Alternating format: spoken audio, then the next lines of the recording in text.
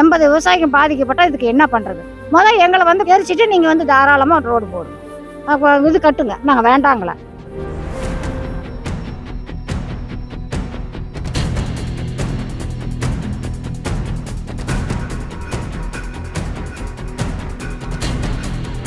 சுமார் 60 ஏக்கர் பரப்பளவு கொண்ட மீராசமுத்திர நீரோடைய அழித்து தார் சாலை போட போறதா சொல்லப்படுது.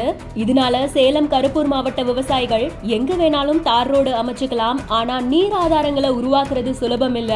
எங்களுக்கு ஆதாரமா இருக்கக்கூடிய நீர் ஆதாரங்களை அழிச்சிட்டா விவசாயிகள் நாங்க எங்க போறது, என்ன பண்றது? இதுக்கு நீங்க தான், அரசாங்கம் தான் உதவி செய்யணும்னு விவசாயிகள் கோரிக்கை விடுக்கும் வீடியோக்கள் வெளியாகி இருக்கு. ஓட இருந்ததுங்க, நீரோட வந்துகிட்டு இருந்ததுங்க.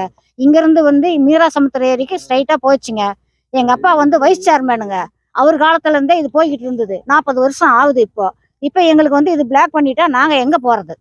விவசாயம் பாதிக்குது. நான் சிறு குறு விவசாயி, எனக்கு 2 ஏக்கரா தோட்டம் இருக்குது. இங்க வந்து ஒரு 80 விவசாயிங்க வந்து நாங்க பாதிக்கப்படுறோம். 80 விவசாயிங்க பாதிக்கப்பட்டா இதுக்கு என்ன பண்றது? எங்களை வந்து இப்போ இது பண்ணிட்டு எரிச்சிட்டு நீங்க வந்து தாராளமா ரோடு போடுங்க, அப்போ இது கட்டுங்க, நாங்க வேண்டாங்களே.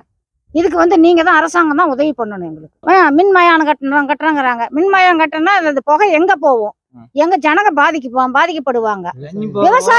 விவசாயம் மெயினா விவசாயம் பாதிக்கப்படுது. விவசாயம் ரொம்ப பாதிக்கப்படுது. இப்ப தண்ணி இல்லாத சாப்பிட்டு விக்கிக்கிட்டு செத்து போகணுமா? தண்ணி இல்லாத